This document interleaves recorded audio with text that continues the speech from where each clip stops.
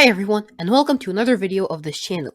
So today we will look at a problem that does remind us of calculus a bit.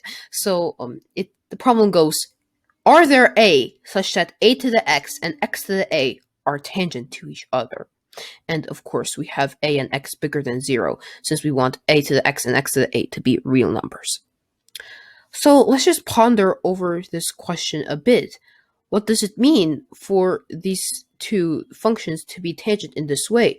We did ask the question, are there a, because we might not know if there are a. So I'm just going to do a brief graphical demonstration of our question right here.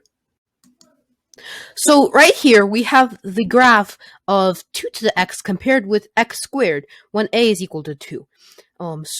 This red graph right here is 2 to the x, and the blue one is x squared. So notice this pattern right here.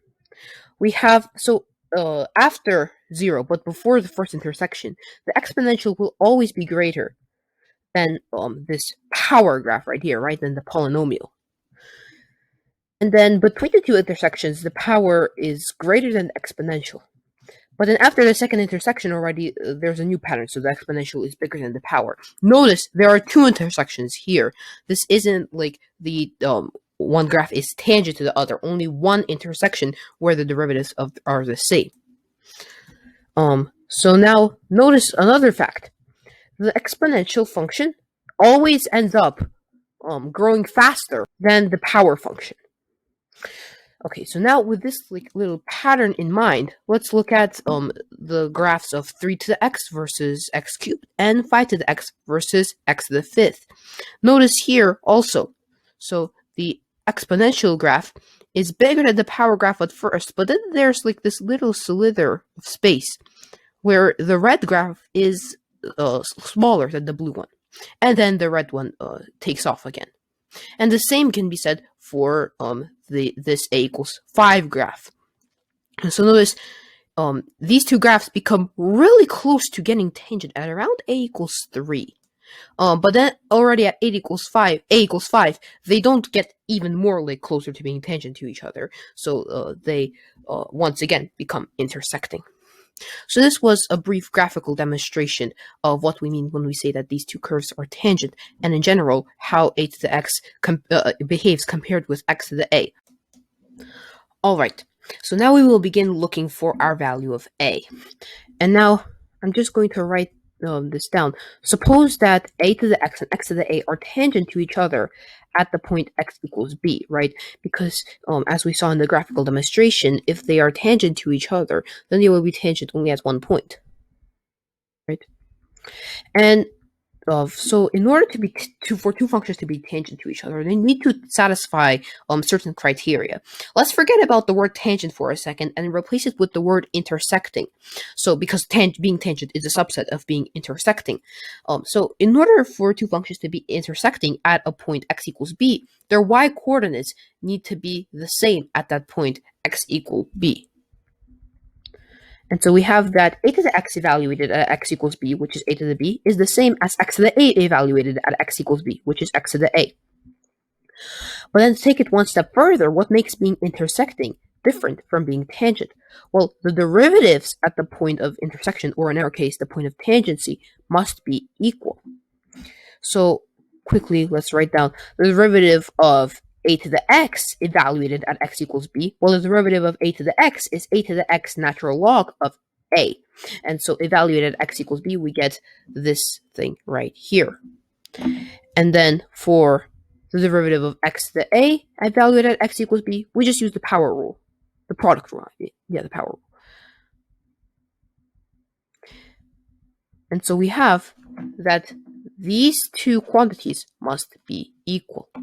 Okay, so now we have these two equations, and now we are going to treat a and b as these numbers for which we have this system of equations right here. We're solving for two unknowns.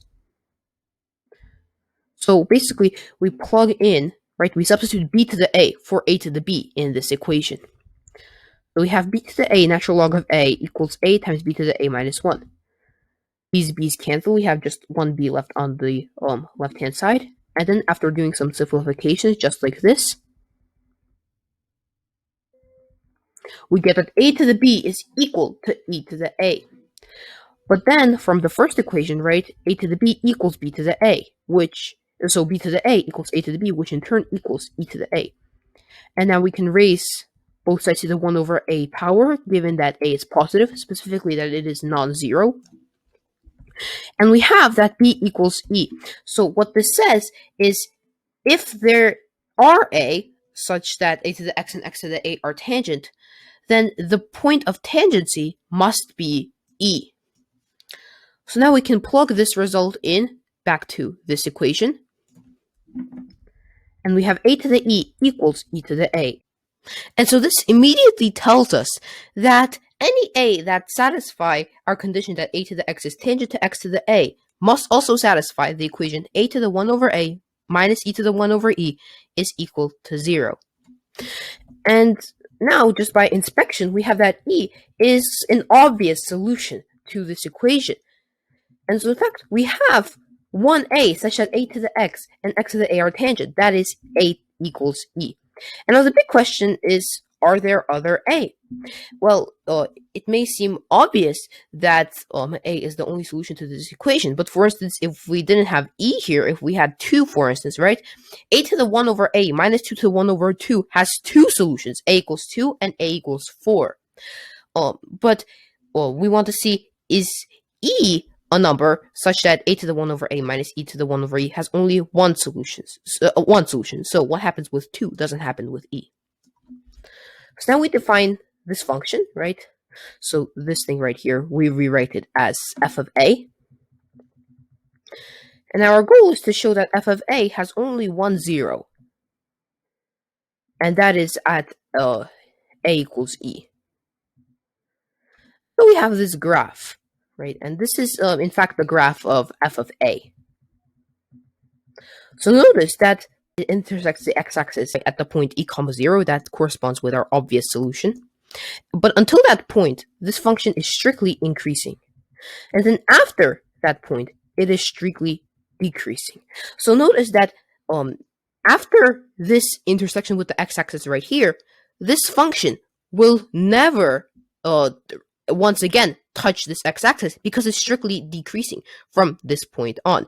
And it can also never touch this x-axis when it's strictly increasing up to this point. And so now our goal is to show that the derivative of this function right here is bigger than 0 for a is less than e, and that the derivative of f of a is less than 0 for a bigger than e. So this will once again tell us that this point e comma 0 is the maximum. So this function will never again touch the x-axis. So what is the derivative of f of a? Well, notice that when a constant such as e to the 1 over e is inside a derivative, it gets cancelled out. So the derivative of f of a is equivalent to the derivative of a to the 1 over a. And so now we do this little algebraic manipulation right here, just by the definition of the natural log. And then we use some log rules to pull this 1 over a out. And now we can use the chain rule, right? So that would be the derivative with respect to a of this natural log function times the derivative with respect to the natural log of a over a of e to the natural log of a over a.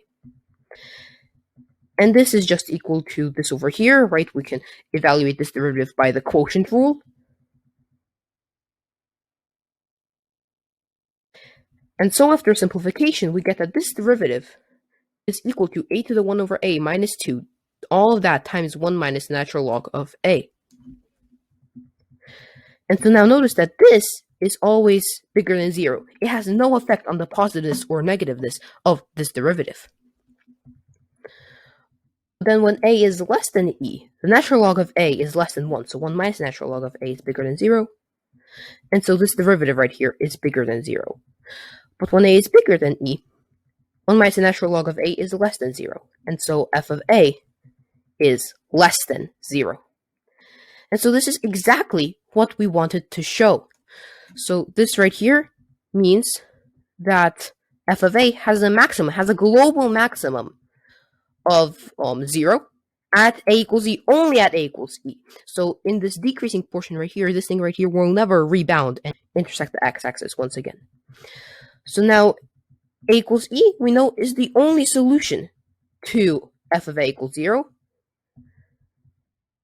And this means that it's the only number such that a to the x is tangent to x to the a.